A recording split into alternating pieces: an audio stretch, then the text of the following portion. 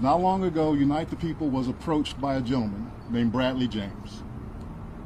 Mr. James informed us he was working as the bodyguard and driver for Ms. Kelsey Harris during Mr. Peterson's trial. As such, he was in close proximity and he had privy to conversations she was having with her husband and others. Mr. James informed us he was not under a non-disclosure agreement or a confidentiality agreement and was free to speak with Unite the People, and that he was doing it because his conscience would not let him not speak and leave a man in prison for something he did not do. Mr. James informed Unite the People that he was witness to the conversation Ms. Harris had, where she stated she had the gun, she fired it 3 times, Mr. Peterson grabbed her arm and knocked it down, and the gun fired 2 more times. In essence, Mr. Peterson never shot anybody, never even touched that gun, never fired the gun.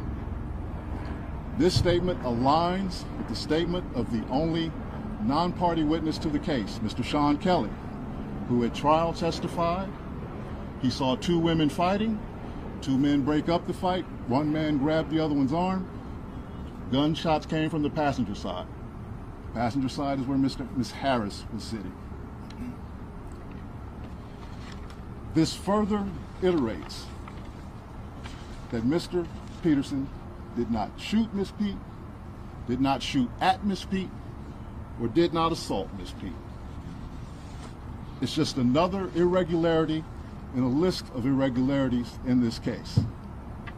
For example, there were 3 potential suspects in the car that night, and yet the only DNA sample was taken of Mr. Peterson, even though unknown DNA was found on the gun.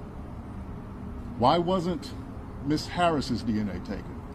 Or was it taken and the information simply never given to the defense?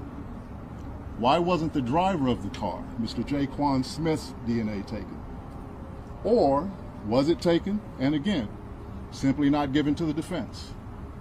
Recently, we've been made aware that a member of the media, Mr. Gianno Caldwell, was working on an op-ed for the New York Post regarding Mr. Peterson's innocence.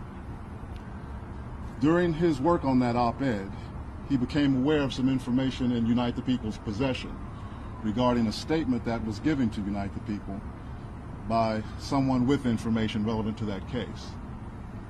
The New York Post recently reached out to the prior district attorney, George Gascon, Megan Pete and her representatives, and Kelsey Harris and her representatives. The only party that responded last week was Megan Pete's representatives with a request for more information. A few days later, Mr. Peterson's brutally attacked in his jail cell.